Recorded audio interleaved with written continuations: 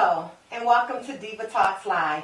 I am your host, the Diva, and I have a very special guest in the audience with me today. But before I get to my special guest, as most of you know, I lost a very, very good friend, Kathy Toller. We all know her as Kat. She received her wings on yesterday, and man, she's definitely going to be missed. So I definitely couldn't start the show without saying rest in peace, Kat, and thank you for the good times. And we all know that you are with your baby girl, and that's where you've been wanting to be. So thank you. Lord, take care of us down here because we're missing a huge part of our heart. So if I could just have a second, just a moment of silence to remember our very, very good friend, Kathy Toller, a.k.a. Kat.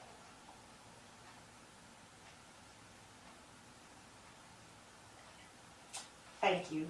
Rest in peace, Kat. So today I have none other than my very, very good friend. I call her Shan, but her name is Shannon Spruill. She's an author. She is a publisher. She has her own publishing company. She is a wife. She is a mother. We work together at Ingram Micro. It's just a whole bunch of hats that Shannon wears. Shannon, welcome. Thank you for joining me tonight. Thank you for having me. How are you? I'm doing good. Doing good. Good. You know, I mentioned on a stat that I put up on Facebook earlier that it was ironic that you and I were on the phone yesterday when I received the news of Kat's passing, and you immediately went into prayer for not only me, but for Kat's family and her friends. Mm-hmm. And so I just want to publicly thank you for that as well. Thank you so much, because we need friends that pray for us. So thank you. Absolutely. Shannon, how long have we been knowing each other? Ooh. Well, I've been at Ingram Micro for 23 years. Okay. And when I started, I met you. So we've known each other 23 years, but I think our relationship has grown over the last 10 years. That is exactly what I had written down. Everything that you just said is exactly what I had. Okay. I remember when our relationship really grew, and we're going to talk more about that and how you have just flourished when you came over, when you wrote your first book. But before we get into that, Shannon, tell us a little bit about you, your family, and things of that nature. Well, I'm married. My husband is Deacon Spruill. We've been married next year for 35 years. Oh my goodness. We have 3 boys. My oldest is 36. I always got to think. The oldest is 36. Brian would have been 34. And my youngest is 30. I hope you got that right. It's somewhere close around there. I'm just wondering, how do you have 30-year-olds and you're 30 yourself? Well, thank you. You're but I'm 57 years old. Okay, tell your age. It's good. Proud of it.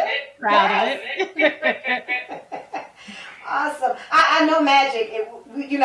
Besides being at work, when I see you, we definitely see magic. He is your number one fan, your number one supporter. And I love that. You mentioned that, you had 3 sons, and you mentioned Brian would have been. And, I know Brian, and I knew Brian when we worked together, and Brian was in a league of his own. And he is missed, thoroughly missed. Tell us a little bit about that. Let's talk about that while we're on it. Brian was killed in a car accident October 4th, 2013. Got a call about 5:30 in the morning. We're told to come to Kenmore Mercy. They didn't tell us what for. They just said, make sure you come right away. But I can tell you this. Me and my husband, we knew. We didn't speak it to one another, but in our heart we knew. Got to the hospital, make a long story short. Doctor explained to us that young lady was driving. The weather was bad. Wind up running into a cement pole. There were 4 people in the car. My son was the only one that was killed. He didn't have his seatbelt on, so the impact broke his neck. So that was 2013, 7 years ago. I can't even begin to tell you the emotions, the hurt, the pain. I often tell people, and I've said this to LaTonya, is you don't understand that pain unless you've been there. And you don't want anyone to go through that, because losing a child is just so different from any other loss. But I started a support group. A lot of things happened since then. My life is totally not the same it was before that day. And that's what I was going to get into. I wanted to start out with that, because you have done so much to help others who are in the same boat as you and your husband, being in pain, but you started a support group. Tell us a little bit about the support group. When I started the support group, it was under the umbrella of a national organization. It was about 2 months after he passed. I applied for this to start the chapter. They first told me no, because they liked the person that starts a chapter for it to at least have been a year. So you've gone through your grieving and you're able to help others. Well, she told me to write a letter and explain why I thought that I was ready. So I did. Evidently, what I wrote impressed her, and she approved our application. We did that for, I think it was close to 1.5 to 2 years. But we didn't get a lot of people that came in. Now, what was the name of it, Shannon? It was the Bereaved Parents of the USA. Right. And I know that you were going to talk a little bit about, not having a lot of people to come in. I worked closely with you on a few things. Some of it being, you started a banquet that you would give every year in his honor. And those were successful. People did come out to those, but I know you were mentioning it was hard to get people to come out to meetings. Why do you think that was? I think that from what my experience in dealing with the parents that did come, it was hard for them to open up in groups. I think in our culture, African American community, we don't talk about it, and we don't talk about it enough. After I stopped doing it, I still wanted to have something. So I moved it to an online support group, and more people are involved than when I had it in person. Now, that's the parents pushing past their grief? Yes. Okay, so that's a blog that you have, right? Or is it YouTube?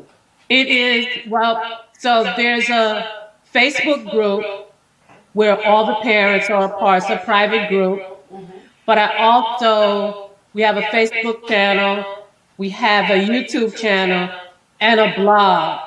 And we just discuss topics, working through grief. We had a guest recently who talked about pregnancy and infant loss. So it's just to educate people about the grief process. Now, you taught parents pushing past their grief. I remember the last group, you had invited siblings, grandparents. Is that the same with the parents pushing past, or is it just parents? It's grandparents and siblings. Okay, so that's good to know. Parents pushing past the grief. Kudos to you, because that's got to be a hard pill to swallow, because you're helping others and you're going through the same thing. But I guess if you have a community to surround themselves around each other, then it makes it easier for everybody. So I applaud you and Magic for what you're doing. Rest in peace, Brian. If you met Brian, you know how they usually say either you're gonna like the person or you're not.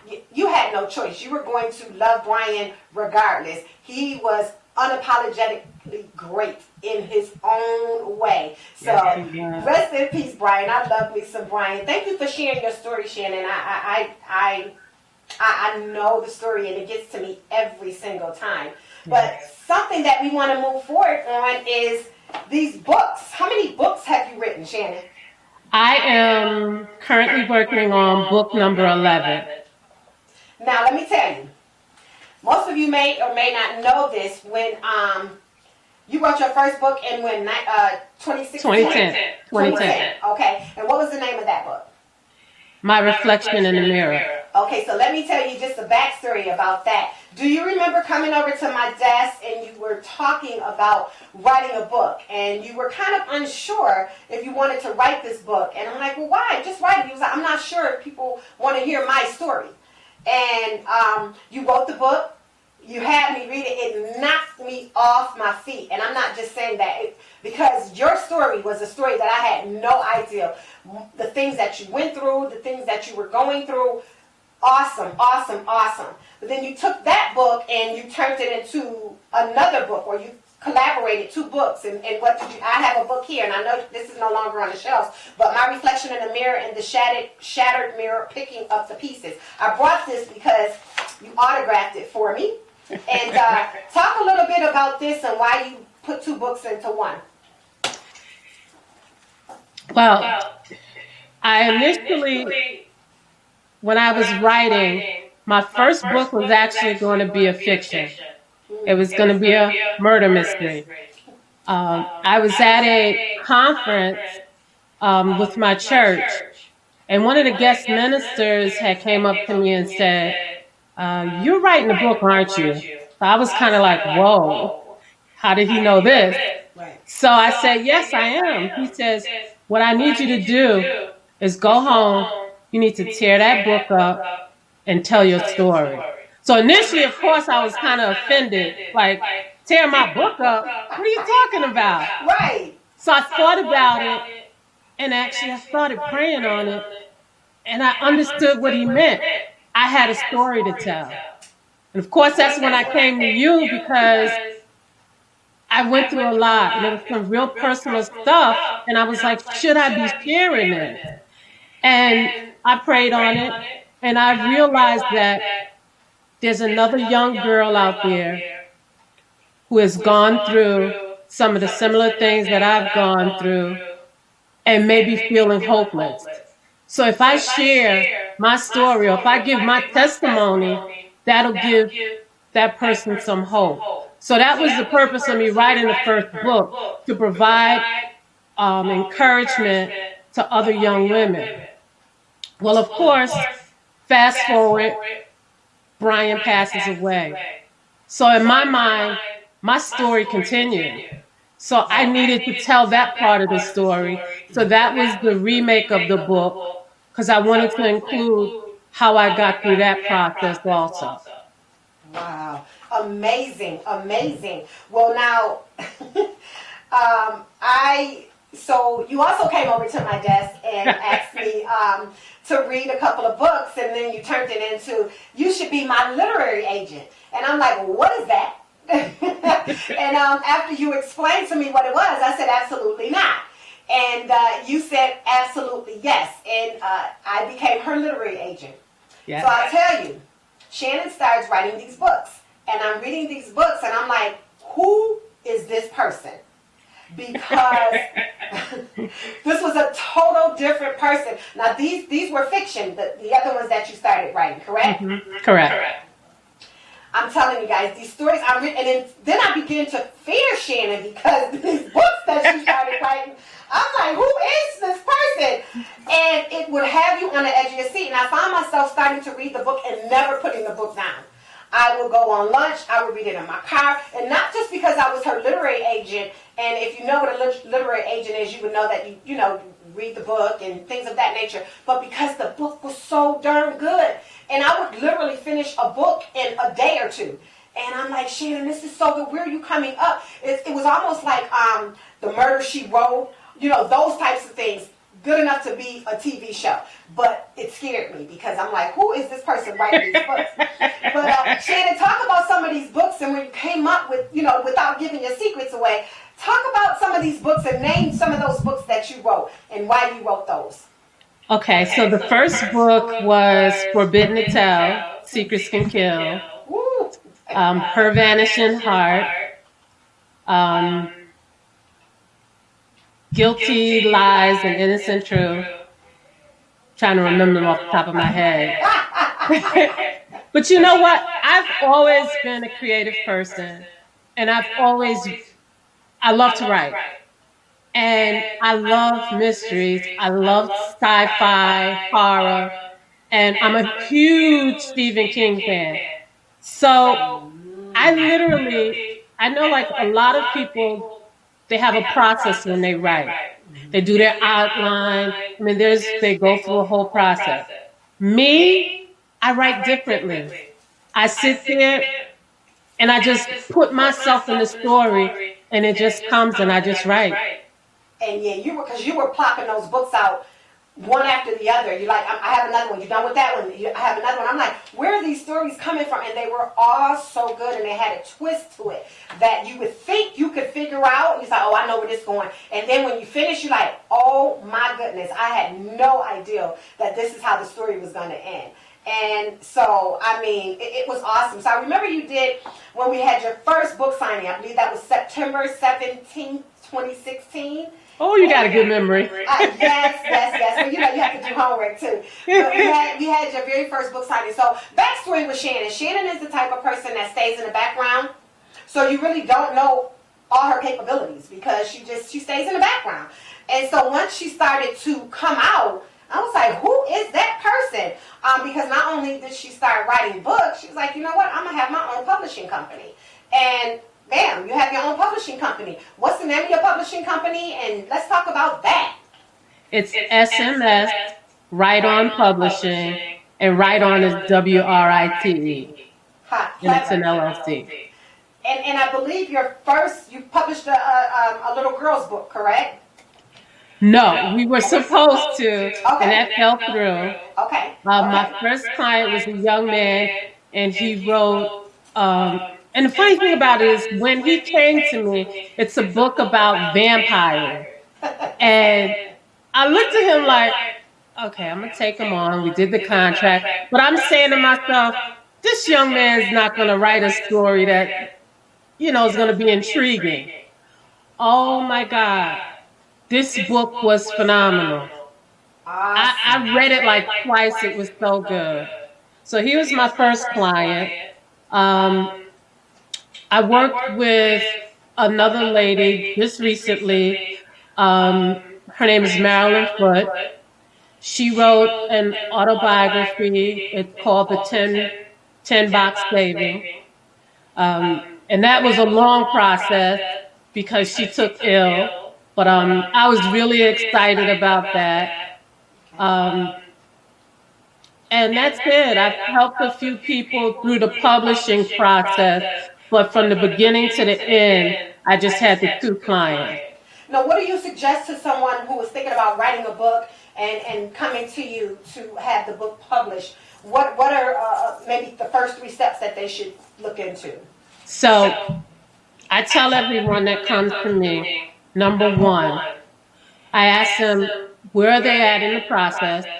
And when they tell me my book is complete, my next question is, we need to get it edited. You get some people who say, oh, I've edited. My auntie read it. She proofread it.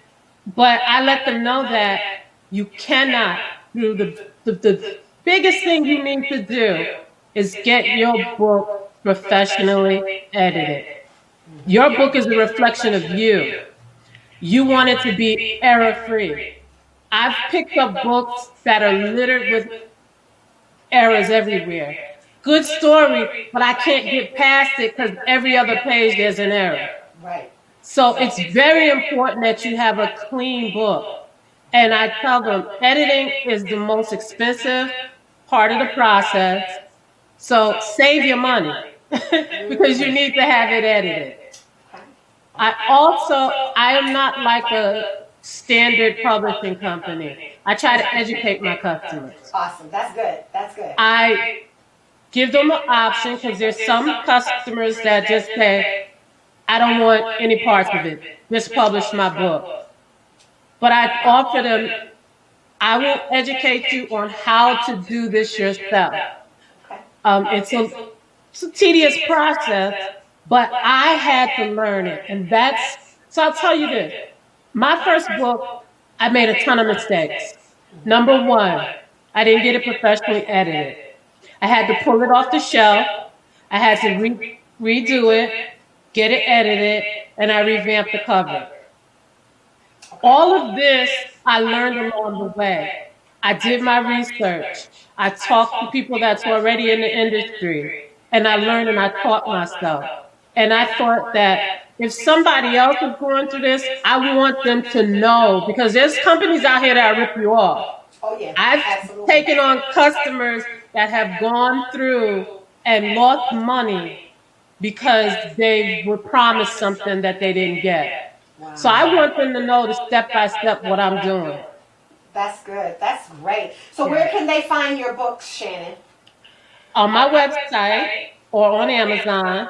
My website is authorshannonspruill.com. And Spruill is spelled Spruill. All righty.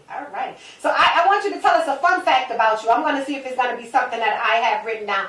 Tell us a fun fact about you that people will be very surprised to know. Okay. I'll tell you and show you. How's that? Okay. Hold on a second. I think it's what I have written down.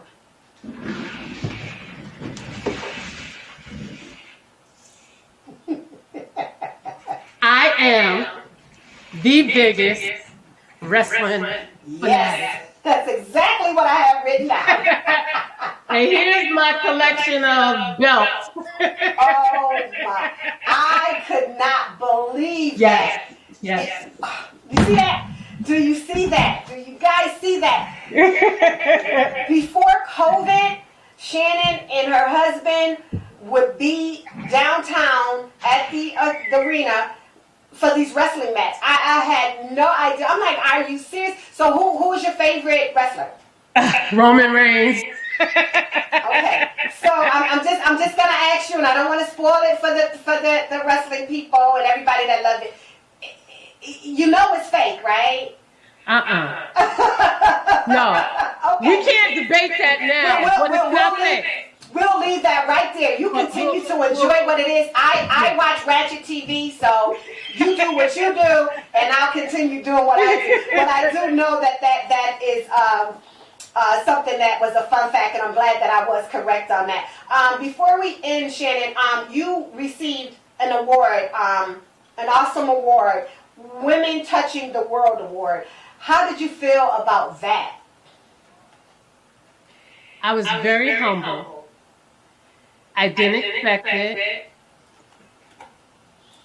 It's nice to be recognized. Absolutely. But like you said, I do like being in the background. And a little fact that I'll share with your audience is that I became the person I am because of LaTonya. And when I say the person that I am, I've come out of my shell because of LaTonya. I'm the type of person, I'll do all the computer stuff in the background, video, whatever, but get in front of the camera, I prefer not to. Well, I am so happy that you are out of your shell and you're remaining out of your shell, because you are an awesome person that everyone should have the opportunity to get to know and to meet. And these books are just awesome. To be on your 11th book, that's nothing but a blessing. But I cannot end this interview without talking about your church family. Yes. Yes, I belong to Faith Missionary Baptist Church. I've lost count of how long I've been there. But